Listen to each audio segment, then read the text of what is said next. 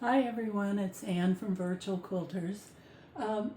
This is the start of our layout of this mystery quilt. So by now you should have made all your blocks. I've got part of them here. I started by throwing them up on my design wall. Now you don't have to have a design wall.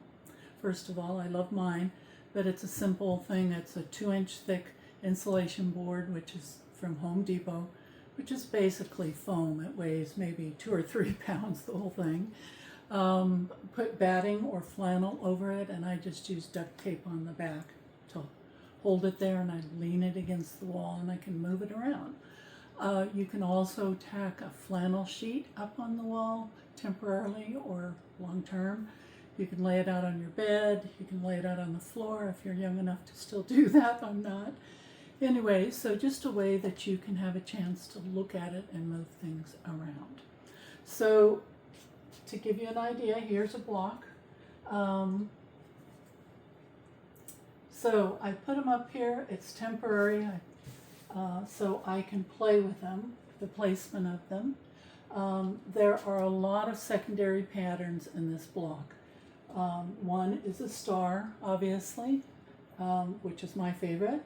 There's also a big diamond that you can emphasize by placement of your fabric colors. There's 4 patches.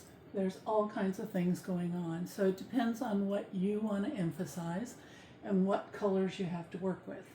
My layer cake had a lot of different colors in it. So I'm choosing to emphasize the stars, and each star as a corner. There's on each corner of each block, there's a part of a star, a quarter of a star. And I'm putting the bolder colors, the ones that I have less of, together. And we'll keep going with this. To give you an idea, the way I organize this, so I don't drive myself nuts, is I have them all in a stack. And I've got 1 star, quarter of a star on one side, with the background fabric A. The other side is background fabric B. And by having them all in the same order, if I'm looking for a particular color, like if I'm looking for that fabric or something in that color, I can go through this stack quickly and there's one. What's on the other corner? Is it going to work better than what I've got? So I do that, and I just keep going. If I end up with problems, it's kind of like a puzzle, then I can substitute blocks, move them around, trade them, whatever. Or some stars may be very scrappy, but that's part of the charm of this quilt, just so you know. So I think that's it to tell you. If you have questions or problems, or you just get stumped and you can't figure out what to do, please feel free to come to our Zoom meetings, which are on Monday and Tuesday mornings. The schedule's on the website. We're there for a couple hours, and anyone there is glad to help, including me. If you need some direct help from me, email me, ann@virtualquilters.com, and we'll go from there. We'll make sure you get some help to get it figured out. I'll show you real quick.